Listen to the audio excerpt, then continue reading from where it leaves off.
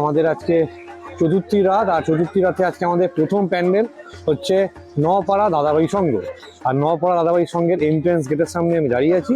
তো entrance gate থেকে সিজে চলো ভেতরে ঢুকি, তারপরে দেখা যাক প্যান্ডেলটা কেমন।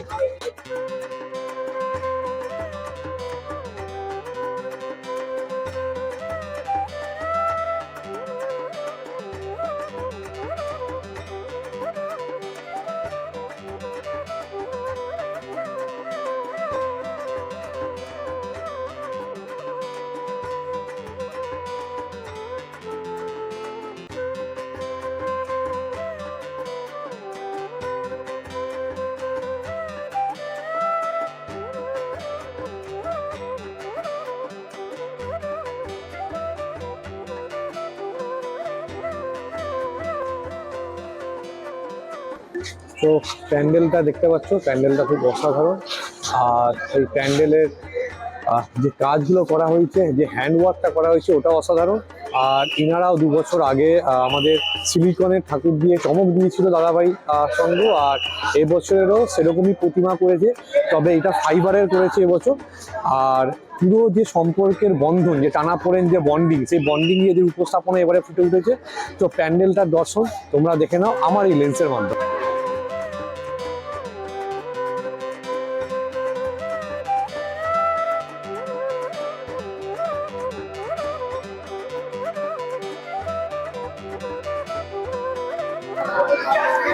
পান বাটা নিয়ে যে ঠাকুমারা খাটের মধ্যে থাকতো বসে, সেটাকেই প্রতিষ্ঠিত করা হয়েছে। দেখতে পাচ্ছ যে খাটের মধ্যে পানের দানি, আর দাদু ঠাকুমাদের সেই আমাদের বক্স, যে বক্সে ওনারা টাকা পয়সা রাখতো, সেই জিনিসটাকে তুলে ধরেছে এই প্যান্ডেলের এই অনুভূতির মাধ্যমে।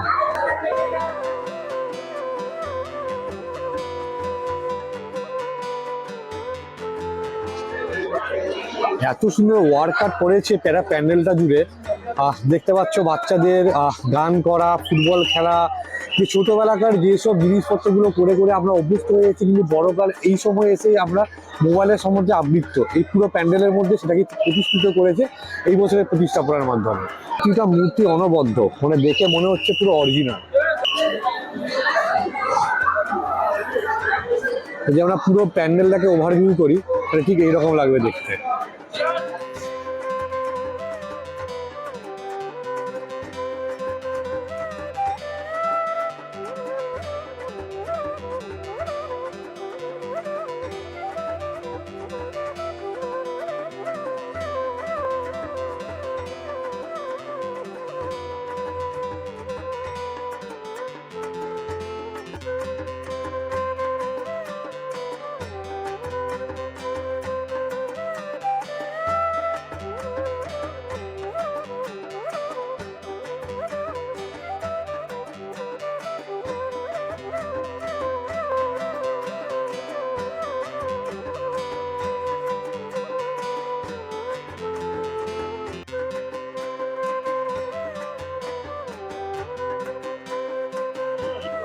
অপূর্ব অপূর্ব অপূর্ব। তো মায়ের মূর্তিটা দেখে আমার মন ভরে গেল।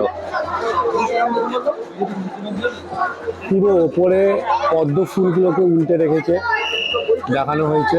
আর পুরো পুরো মণ্ডপটা জুড়ে যে টানের যে যে ব্যাপারটা, সেটাকেও তুলে ধরা হয়েছে।